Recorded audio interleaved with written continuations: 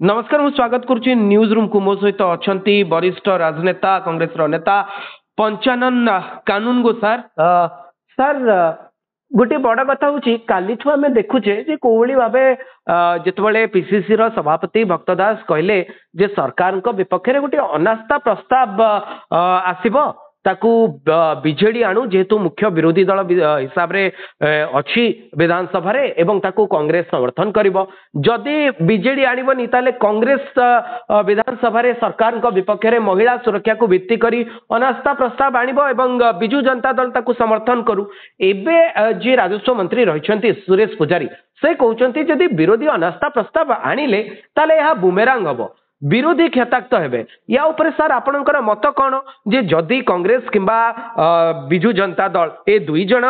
राज्य रे मुख्य विरोधी दल बिजू जनता दल पाखरे 51 जन विधायक रहिछंती कांग्रेस पाखरे 14 जन विधायक रहिछंती एमाने जदि अनास्था प्रस्ताव आनिले सतरे कौन क्षति हबो विरोधी दलंकर जो कथा सुरेश पुजारी महोदय कहउछंती जे केमिति विरोधी क्षताक्त हेबे काहे कि विरोधी को यह बुमेरांग हबो अनास्था प्रस्ताव नहीं सुरेश पुजारी हूँ बा बीजेपी पार्टी जेकोसी नेता हूँ बर्तमान अत्यंत भयभीत हो जाती कारण साधारण जनता ओडिशार लॉ एंड ऑर्डर सिचुएशन एवं जो महिला मान होता अत्याचार आपको लेकिन व्यस्त हो पड़ते जो थे लोकप्रतिनिधि मानकर सब अधिकांश लोकप्रतिनिधि एपरिक भारतीय जनता पार्टी लोकप्रतिनिधि माने व्यस्त हो पड़ते अनेक समस्ते नुहति अनेक व्यस्त हो पड़ते एणु से दृष्टि जदि अनास्था प्रस्ताव आसे हुए तो भारतीय जनता पार्टी प्रति गोटे बड़ विपदर आह्वान हम एक से विचार कर भयभीत हो पड़ते से सुरेश पुजारी अन्य मंतव्य दवा स्वाभाविक। द्वितीय कथा हूँ बीजेडी की तो ये कही ना ये कहते तमें नियो जेहेतु अधिकांश सभ्य तुम बीजेडी अच्छा आठू अधिक होमवर्क कौन कर पारे ये तो होमवर्क तुम अधिक सदस्य अच्छा तमें नियो बीजेडी एत नौ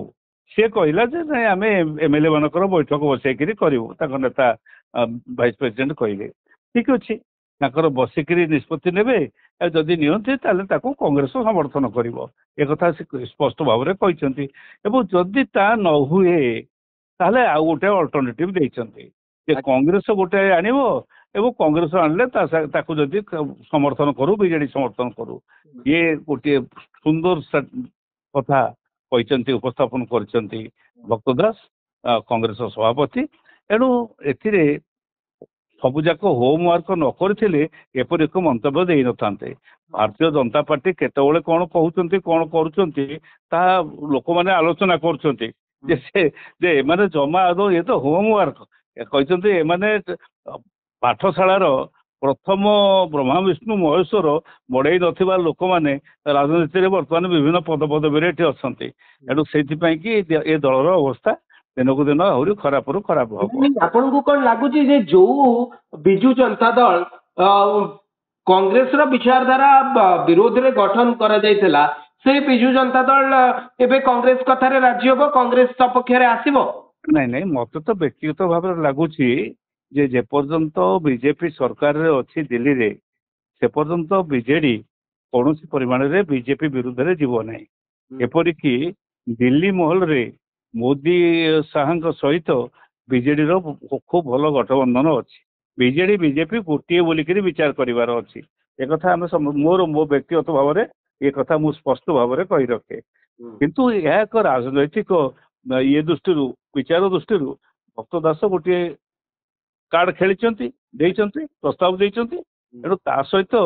जे बीजेडी जे आसो बीजेडी कर कथा नुहे भाव उचित नुहे किंतु दिन तले जदि आप विधानसभा को देखिए विधानसभा अनेक मुद्दे कांग्रेस एवं बीजेडी स्वर पाखापाखि मिसी जाऊला यही आप पोलावरम प्रसंग देखु किंबा से समय नारी सुरक्षा को नहीं जितेबले आपणकर विधानसभा भितर विरोधी कांग्रेस प्रतिवाद करुला से समय आम जितेबले देखिले कांग्रेस जो विधायक मानू विधानसभा भितर बाहर को निगला सुरक्षा कर्मी माने नेले तापर बीजेडी कौन कला गोबर पानी छिंचिला कहला जे अपवित्र हो गला विधानसभा कारण एमती आगुरी केबे हे नथिला कोठी ना कोठी आपनको लागुनी जे ये किछि दिन भितर आपणकर कांग्रेस एवं बीजेडी भितर जो संपर्क ତାହା ଟିକେ ଯୋଉ ଖଟା ସମ୍ପର୍କ ଥିଲା ଏବେ ଟିକେ ମିଠା ଆଡକୁ ଗତି କରୁଛି ଯୋଉଥିପାଇଁ ଭକ୍ତ ଦାସ ଏକ କଥା କହିଥିବେ ଯେ ଆଗରୁ ତ ବିଧାନସଭାରେ କିଛି କିଛି ମୁଦ୍ଦା ଥିଲା ଯୋଉଠି କଂଗ୍ରେସ ବିଜେଡିର ସ୍ୱର ମିଶି ଯାଇଥିଲା ଇଏ ହଉଛି ଗୋଟିଏ ମୌକା ଯୋଉଠି ଆମେ ଆଉ ଗୋଟିଏ ରାଜନୈତିକ ଗେମ୍ ଖେଳିବା ବା ଆଉ ଗୋଟିଏ ପାଦ ଆଗକୁ ଯିବା ଏବଂ ବିଜେଡି କଂଗ୍ରେସର ସ୍ୱର ଏକା କରିବା। ବିଜେଡି ବିଜେପି ଭିତରେ ଥିବା ଗଠବନ୍ଧନ ବା ସମ୍ପର୍କ ଏତେ ଘନିଷ୍ଠ ଯେ ଏହା ଭାଙ୍ଗି ଯାଇଛି ବୋଲିକିରି ମୁଁ ଏବେ ବି ମଧ୍ୟ ମନେ କରେ ନାହିଁ। କିନ୍ତୁ ଗୋଟିଏ କୌଣସି କଥାରେ ପରୀକ୍ଷା ହେବାର ଅଛି ଏଠି ସେଥିପାଇଁ କି ଯଦି ନୋ କନଫିଡେନ୍ସ ମୋସନରେ ବିଜେଡି ଆଣେ ବା ବିଜେଡି ସମର୍ଥନ କରେ ତାହେଲେ ଜଣା ପଡିବ ବିଜେଡି ବିଜେପିର ହାତ ଛାଡ଼ିଲା। ସେମିତି ଦିଲ୍ଲୀରେ ମଧ୍ୟ ଗୋଟେ ଇସ୍ୟୁ ଯେକୌଣସି ଇସ୍ୟୁରେ ଯୋଉଠି ବିଜେପି ଆଗକୁ ଯାଉଛି ଆଗକୁ ସେଇ ସମୟରେ ଯଦି ବିଜେଡି ତାର ସେଠି ହାତ ଛାଡ଼ିଲା ତାହେଲେ ଜଣା ପଡିବ ଯେ ବିଜେଡି ବିଜେପି ଭିତରେ ତଫାତ ହେଇଛି। ଯେପର୍ଯ୍ୟନ୍ତ ସେ କଥା ପରୀକ୍ଷିତ ନ ହେଇଛି ବିଜେଡି ବିଜେପିର ମୁଁ ଆଗରୁ ଯେମିତି ଭାବରେ କହୁଥିଲି ତାରି ଏକ ଅଧସ୍ତନ ଭଳିଆ କାମ କରୁଛି ଏକଥା ମଧ୍ୟ ଆଜି ଦିନରେ ତାହା ହିଁ ପୁଣି ଥରେ ତାର ପୁନରାବୃତ୍ତି କରୁଛି।